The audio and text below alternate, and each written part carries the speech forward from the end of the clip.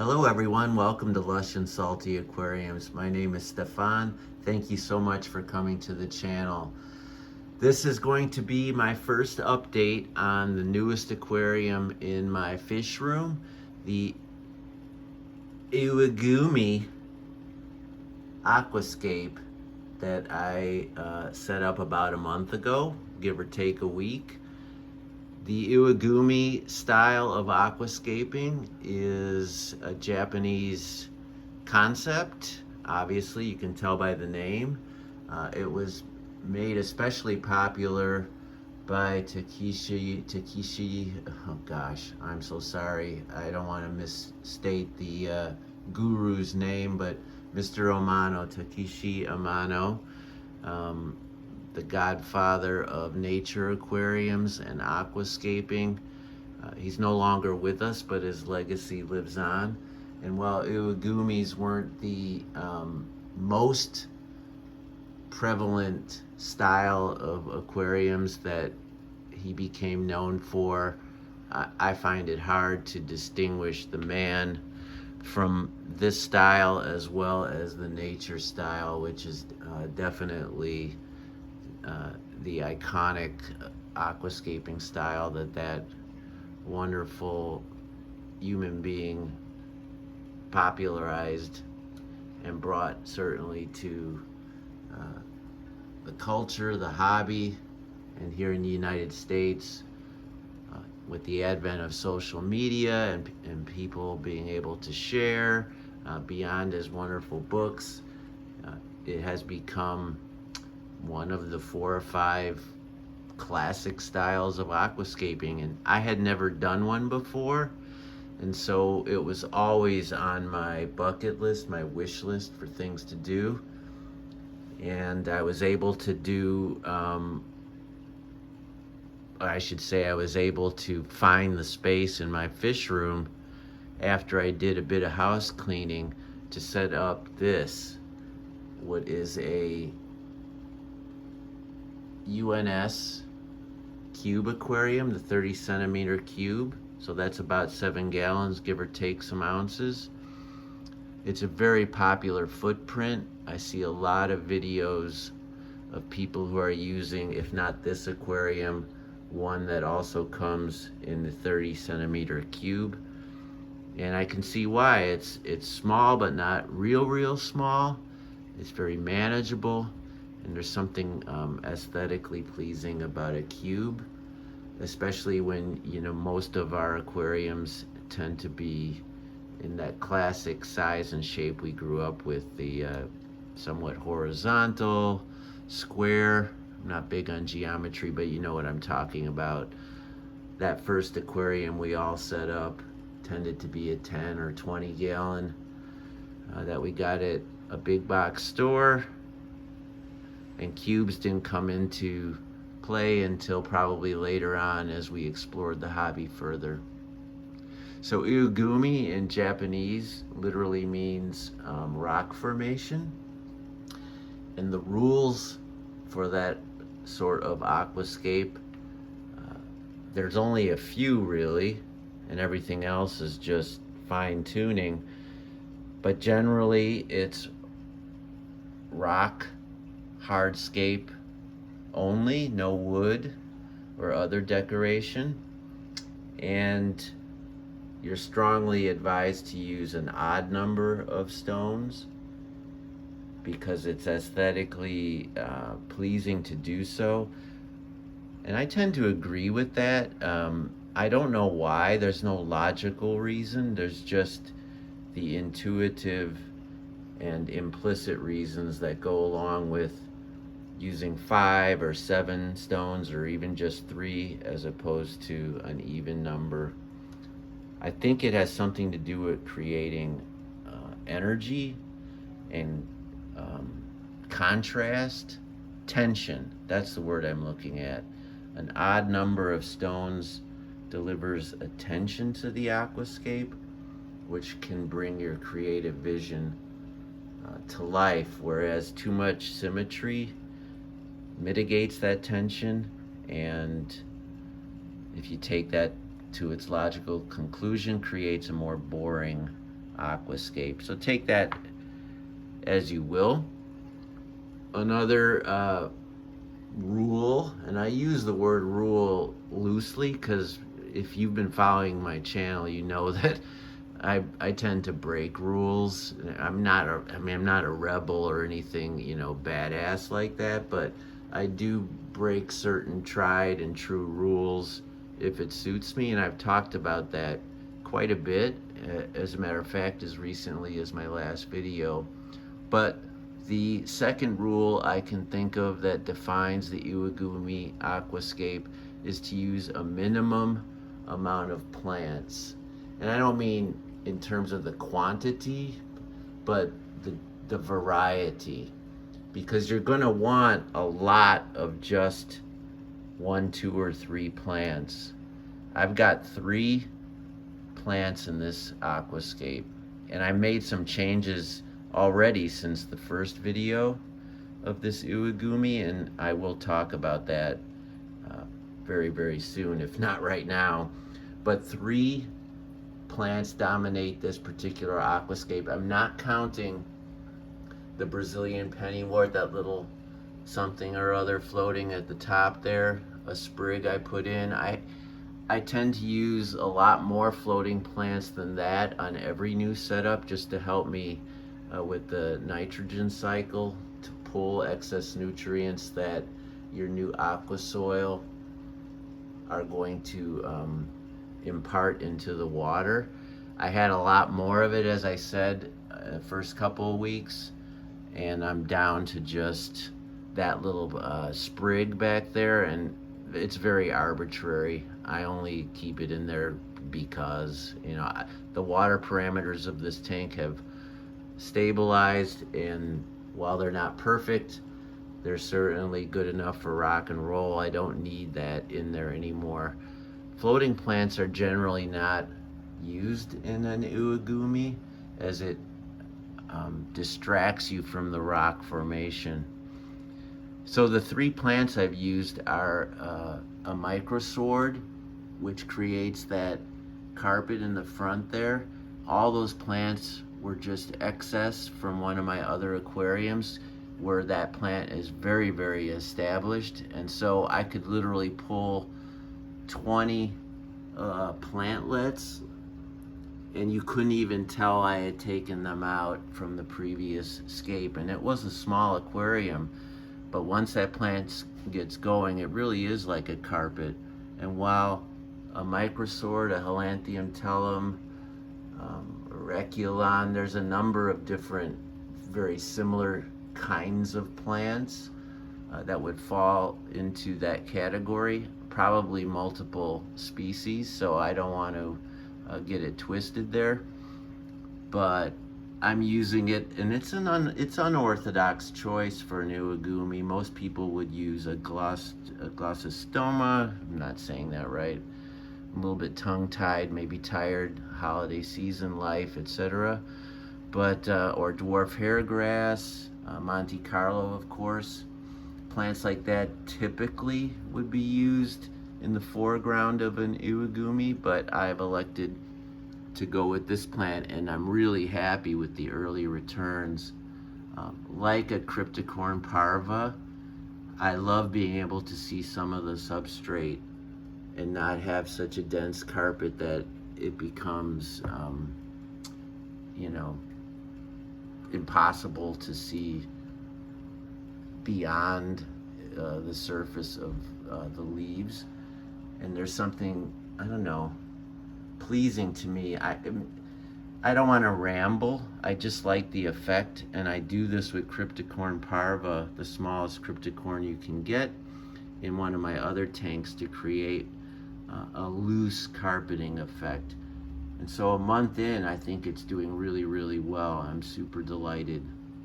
That's been in there since the get-go, although I had shared the space with some Monte Carlo, and I was going to pick the plant that was doing the best after a few weeks and go with it, and the microsword won out. As a matter of fact, the Monte Carlo just kind of didn't take as well as I would have hoped. but I'm glad it didn't because I'm loving this choice. Now, where I did make a significant change is where you see the Anubias petite here, the second plant that I've chosen. There's a couple different sources for this Anubias petite, that's why they look a bit different, but they were all classified as Anubias petite. But you can see just from the leaf color and the texture that Anubias petite really can be a number of different petite versions of Anubias. And I put them all along the sort of ridge line of this hardscape, which I probably should have started by talking about that, but I beg your pardon, I did not. But there were a number of crevices, and I just wedged a bunch of Anubias petite in the most obvious and logical places to put it. Not everywhere where there was a crevice, because I wanted to see those excellent cracks and have the hardscape be part of the aesthetic. I love me some plants, but I wanted to be mindful that after all, Iwagumi means rock formation, and I wanted the rocks to not become overshadowed by plants like they do in all my other aquariums. And I spent a great deal of time working to create this hardscape, and so I really didn't want it to be enveloped by too much plant matter. Now, the first plant I had put into the crevice, basically everywhere you see Anubias petite, I had put in moss from my own aquariums, probably mostly Christmas moss, but likely there was some flame moss as well in there, or willow moss. And I had really, really healthy plant material in the moss category, and it looked pretty great in here, I must say. But I took it out because the more I thought about it, the more I realized that down into the crevice where there'd be no light or flow, the moss was likely to deteriorate and perish and become scrungy, which is not a word, but I didn't want a bunch of dead plant matter out of my sight, but still contributing to a fouling of the water. And I knew that would happen, even though when I did pull out all the moss, it looked great, even the parts that were deep down in there. So, I mean, maybe I was wrong, but I don't think so. It was not if, but when the bottom portion of the moss would die. And so I had an epiphany that I would just convert to Anubias petite, which for a long time was one of my most favorite plants to keep in the hobby. And I had some extra in other aquariums where I could just snip some pieces, borrow from it, if you will. And that's what I did. And so that is the second plant. And I think it looks pretty cool. It's a slow grower. My only fear is that this ONF Nanolight, a really wonderful, powerful,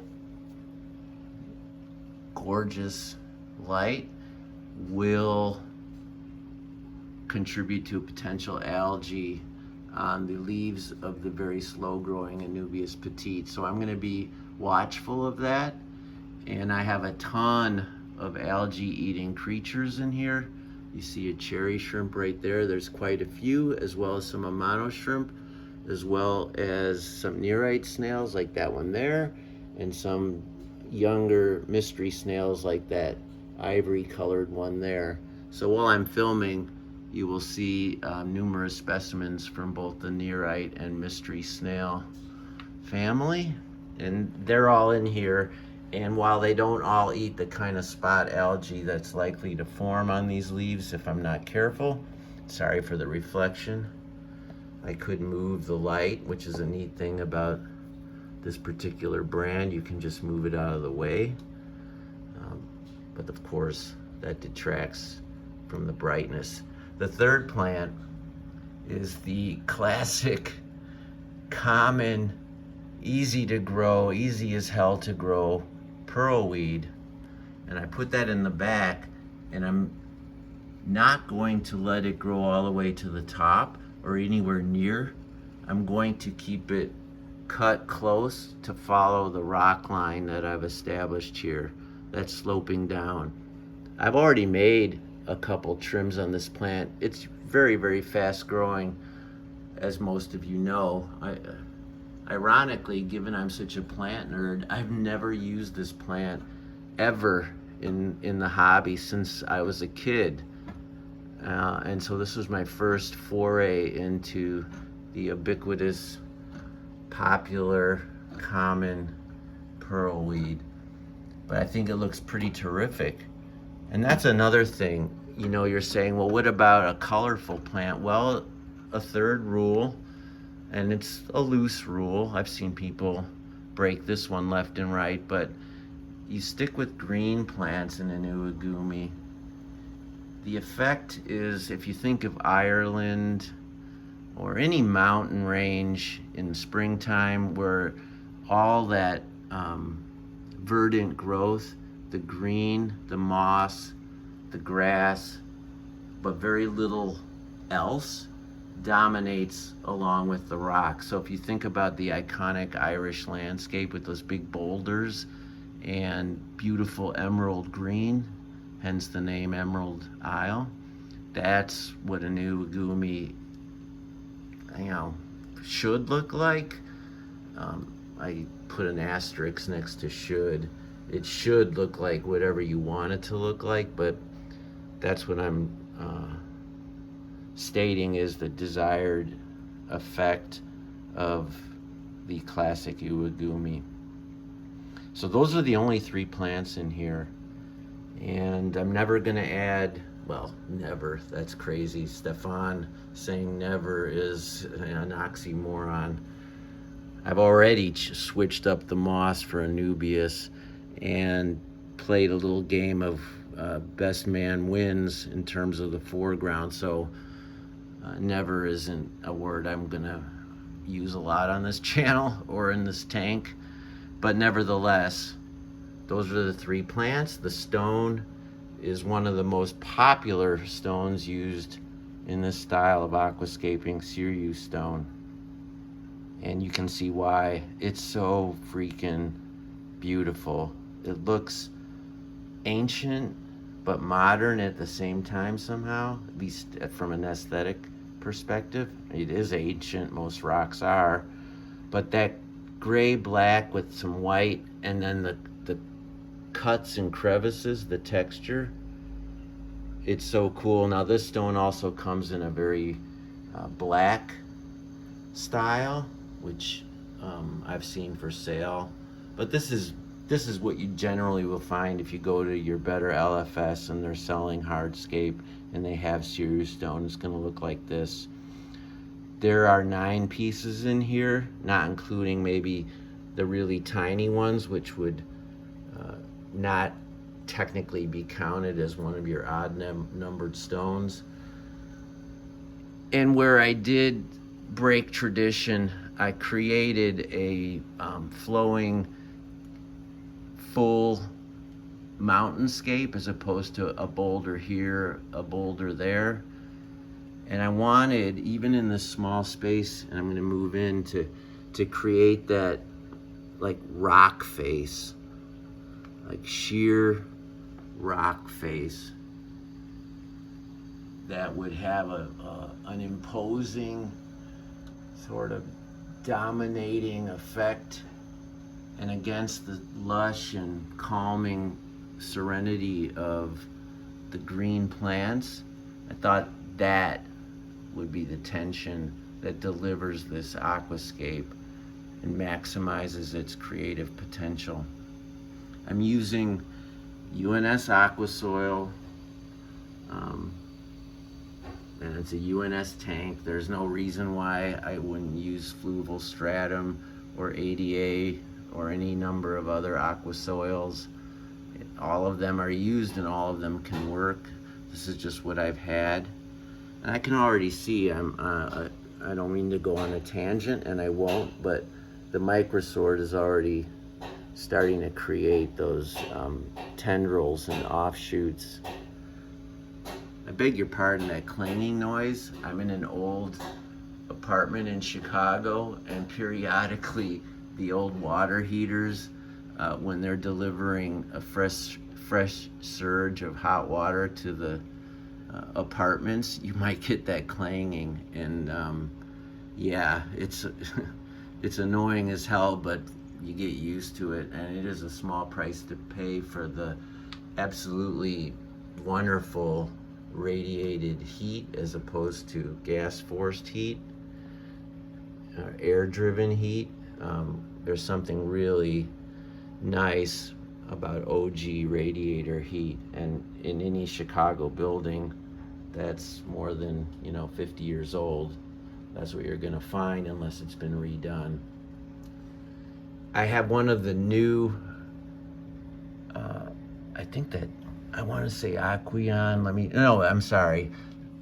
This is the hang-on back, the new line of Fluval hang-on backs from their classic line, which is very, very similar, at least historically, to the Aquion and some others. I really love this hang-on back filter. It was given to me as a complimentary gift when I went to Aquashella here in Chicago, and I didn't have a use for it at the time, but I think it's really sharp looking. It doesn't muck up the aesthetic of the Iwagumi as much as I had feared a hang-on back would, and the flow is just quiet and serene, and it has all the whistles and bells. Great compartment. This is the smallest one they make. They make 3 sizes, and this is the smallest. And in a way, it's a little bit bigger than what the gallons per filter ratio require, but over filtering for the most part is always a good thing, especially when it looks this good and works this well. So a huge fan of Fluval's new line of hang-on backs, and like I said, it comes with everything you need, from the pre-filter sponge to the large cavity for putting whatever media you want, or the media that they give you with the filter, etc., etc. So I'm loving that filter. Dig this light. I've already talked about that, and the cube, and the aqua soil. What remains? The fish. It's so funny how I tend to save the fish for last. Maybe that's the best for last, but if I'm being honest, it's because it's not the first thing I think about when I look into an aquarium. I think about the big picture, the overall look, what the creator was trying to do, what he or she accomplished, where the challenges are. I get into a creative mindset about the aquascape, the plants, and the overall impact of the fish tank before I really think about the fish. But and that's not to say I didn't think intensely about the fish. I did a lot, night after night after night, especially after I had set the tank up and it was cycling. And there are so many choices in the nano fish community, and I thought of them all. I wanted to use something ideally that I already possessed, but in a way that I hadn't used the fish before. And I was getting a ton of fry from these stunning black fire endlers. And so I was such a fan of the way this particular endler looked, with the black center and the red piping on the caudal fin. They breed immensely true. All these fry, well, they're a different age, so they're not going to look identical, but they look identical. I mean, the 5 males I have in another tank look exactly like this, or exactly like the biggest one I showed you earlier. Now this one here is not. This is an aberrant, a Santa Maria endler. God, focus, focus. And that's another stunning fish. I have a few of them in another aquarium, and for whatever reason, I inadvertently put one of the males in here, and I could catch him out and put him back to where his brothers and sisters live. They're very similar looking in terms of the color scheme. Obviously, Endlers are all, you know, going to look the same from a shape and size perspective for the most part, unless you have the fancy fin kind. But so that's a Santa Maria Endler, the one that's like driving this camera crazy, and all the others are Blackfire Endlers. There's something vaguely, to my eyes, Asian inspired. I know that Endlers aren't, you know, even indigenous to that part of the world, but they remind me of origami, the art form, the Japanese art form with the cut angles, the sharp triangles that are folded upon each other. There's something sharp, angular, and precise about Endlers, and especially when they're also similar. But moreover, that black and red, I don't know, it just reminds me of how I think about the Japanese culture. The red from their flag, the red and black, the black lacquer you see on a lot of their art and crafts, pottery, things like that, tapestries, paintings, black lacquer, a flamey red. Bear in mind the Santa Maria Endler, which tends to be right up front, is not that fish, although it's super similar. So my goal was to just have a group of males in here, and that's it, not including the invertebrates. And that's what I'm gonna do. Now, of the 30 little babies I put in here, as soon as I detected females, I would pull those out and put them back with their other brothers and sisters. And the goal is to have a comfortable, whatever the max comfortable amount of those fish, all males, and then the invertebrates at the bottom, and that's it. They try to at least keep the minimalism of, you know, quality over quantity.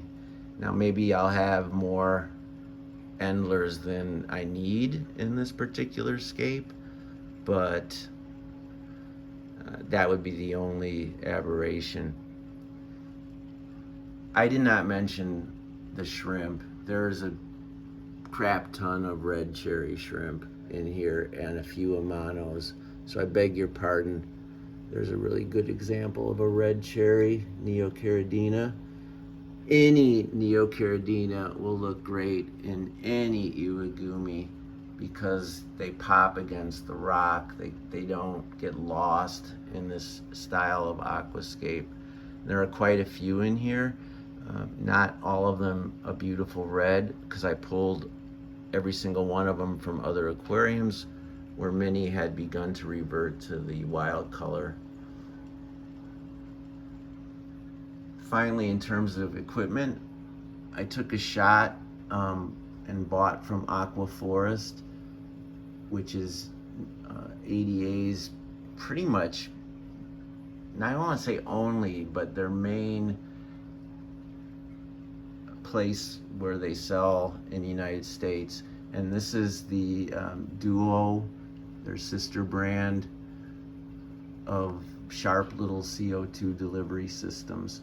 It doesn't have a solenoid, but it has this wonderful little valve, so I keep it on once I've established the bubble count, and then when the lights come on, I just flip the valve.